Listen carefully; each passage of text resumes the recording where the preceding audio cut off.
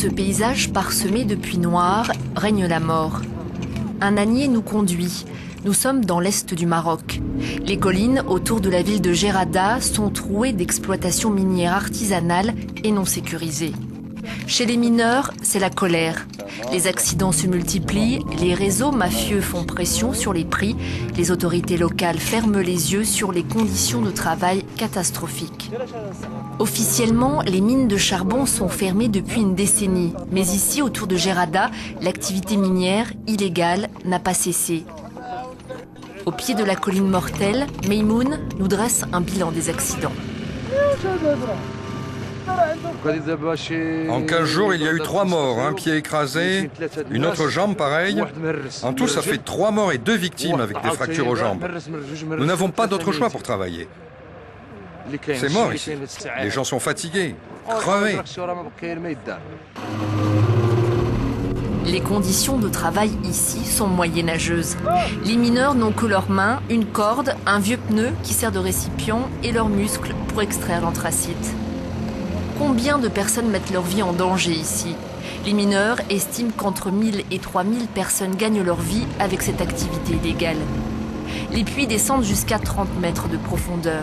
Ensuite, les galeries étroites sont creusées horizontalement jusqu'à 80 mètres. En bas, ils sont 2, 3, parfois 7 ou 8.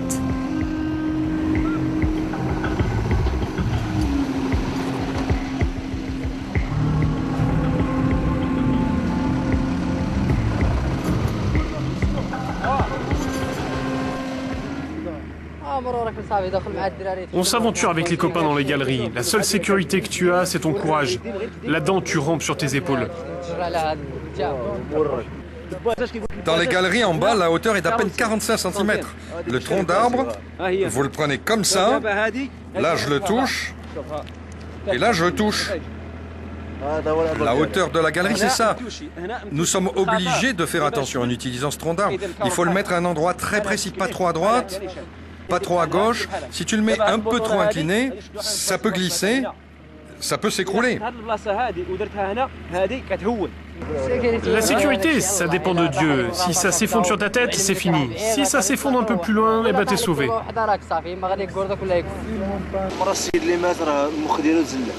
Une fois, il y avait quelqu'un avec le cerveau éclaté.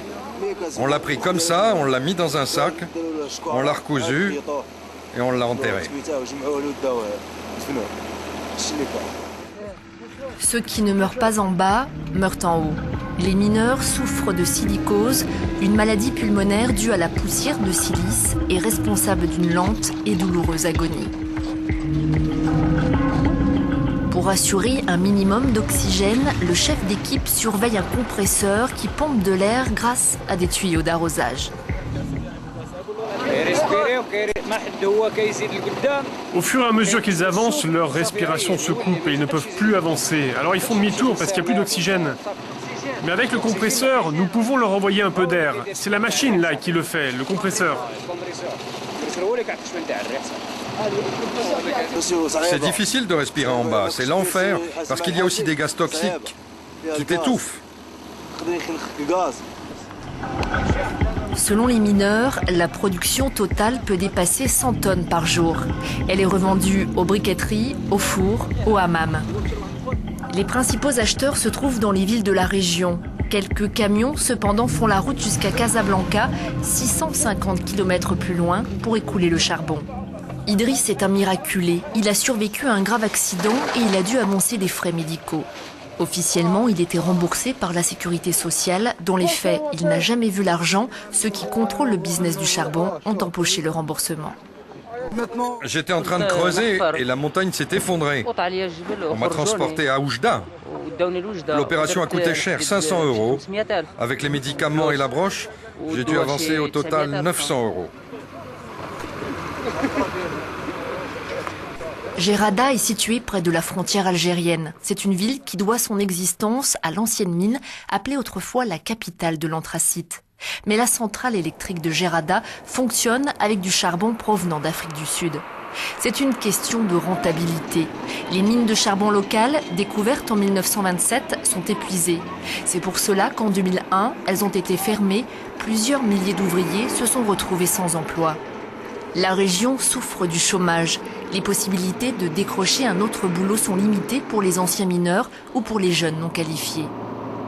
Nous traversons la vallée des Scorpions, direction le nord-est, pour nous rapprocher de la frontière algérienne.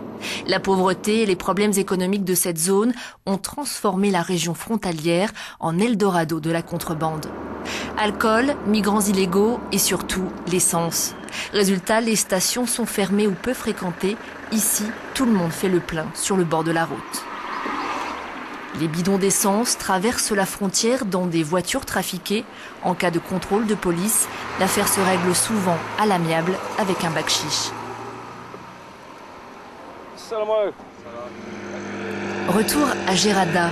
La région tente de faire peau neuve avec des investissements dans le secteur routier, dans l'infrastructure publique et dans l'énergie solaire.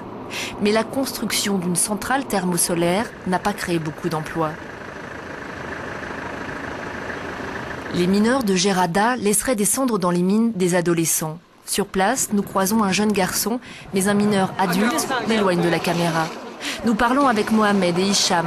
Les deux jeunes hommes nous confirment qu'ils ont commencé très jeunes à creuser en bas. Je travaille ici depuis l'âge de 10 ans. À l'époque, j'étais petit, un gamin, quoi. Il y a des enfants ici qui travaillent sous terre. Des enfants